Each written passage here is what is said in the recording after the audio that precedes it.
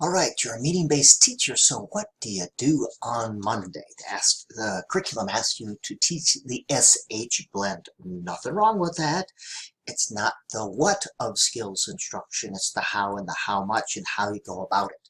So something like this could be taught as low as kindergarten or struggling readers in grades 2 or 3. Now we are meaning-based teachers. We want to set instruction in the context of meaningful literacy to the greatest extent possible, and we believe in very direct and very explicit instruction to the greatest extent possible. That means instruction takes place in the context of authentic activities to the greatest extent possible. I like to begin every session with the language experience activity. Students tell you about something going on in your life. You write it down on a screen, a board, a computer. It enables you to connect with students, and then you use it for analytical phonics or analytic phonics.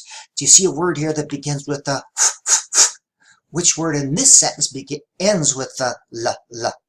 Real quick incidental. And then you reread each one of these until fluency is achieved. Usually it's 2 times, at the most 3. Students get to practice reading using words and experiences from their lives. And I always save these for reading practice later on.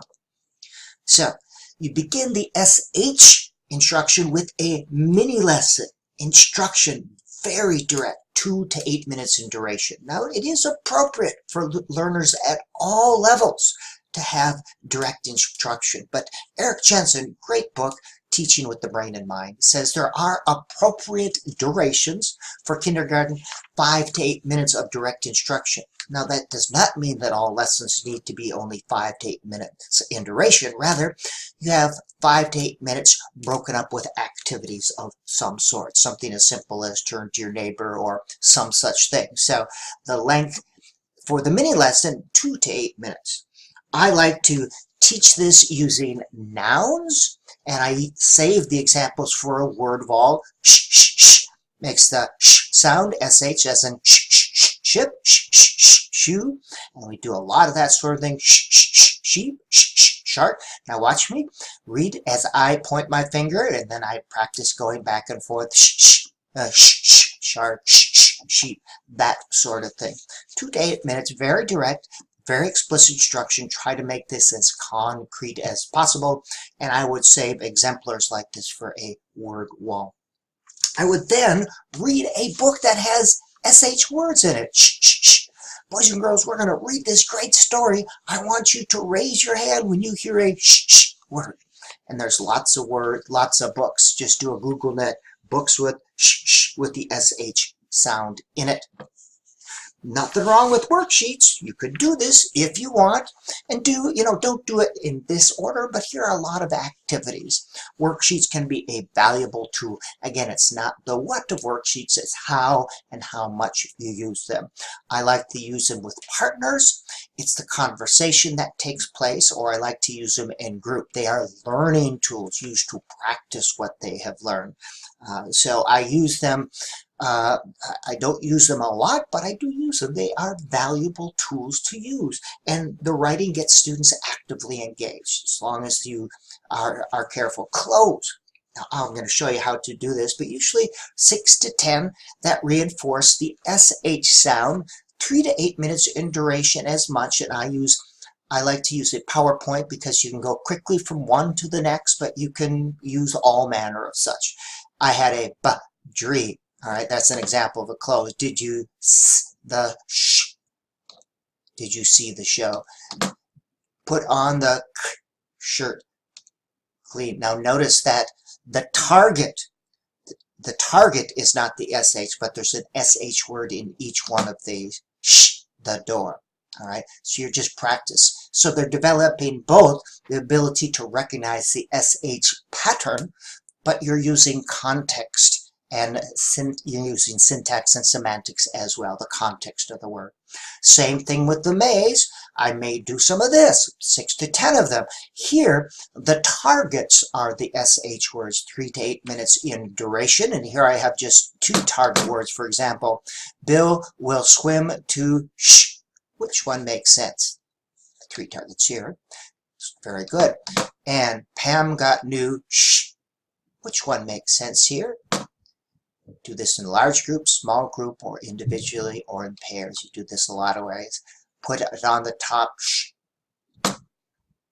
Yes.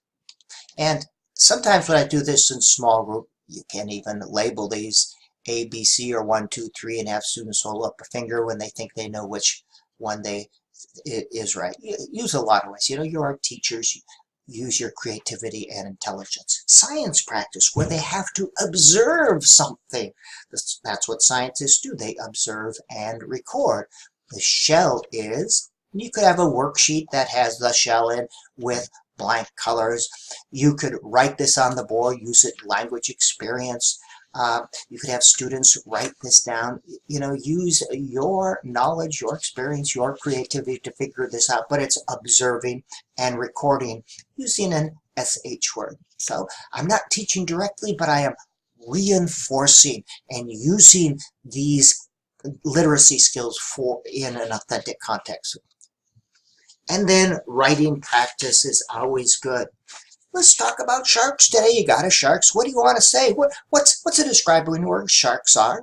Sharks are. Now, students could be writing this. You could have a sharks are sheet, and students write a sentence for each one and draw a picture on top. Sometimes if you have a big poster, sharks are, you call on students and they write it. You write their ideas down. Sometimes you have a poster and you have students write what word they want to have. Sharks are big, sharks are scary, sharks are black, etc. All right, writing practice, a lot of different ways. And I like to do word sorts. Now, at the beginning, I sometimes supply the categories. For SH and S, I would have an SH and an S, and students have to mix them up. Again, this invites them to see letters and letter patterns within words. We would go through the words, and then they would find them. Here's a middle sound, I and A. All right, so you would say middle sound I, middle sound A, because there's SH in some of them. So you have to make sure you're clear about that. So we can put them in word sorts, categories related to letter patterns, but also by semantics or meaning, living things and non-living things. And again, they're using sh words, but they're thinking about meaning. Is this the total thing? No, but here's another activity, another fun activity if you're spending a day or two on SH. And then sentence mix-up. Bill will go shopping with his dad. You write it on a sentence, cut the words, the strip into words, mix them up. Students have to put them back together again. Pat is very shy. And it's nice if they do this in small groups. And I like to save the sentences in envelopes so we can practice using them on other days. And with a computer, sentence mix-up is great because shopping, tell me when you think you know what the sentence is. Shopping go will Bill. Bill will. And about right here, they usually can figure out Bill will go shopping. This develops the syntactic grammar and word order cueing system, as they have to use syntax to create meaning with this. All right, here's another example. Usually about right here or right there, they can figure out what the sentence is. I like using PowerPoint, obviously, because you can get through 4 of these in a very quick duration. And then lots of reading practice. 70 to 80% of reading class. You want them to be able to practice the skills you have just taught them. What do you do on Monday? There's some examples of a meaning-based approach to teaching skills very directly and very explicitly.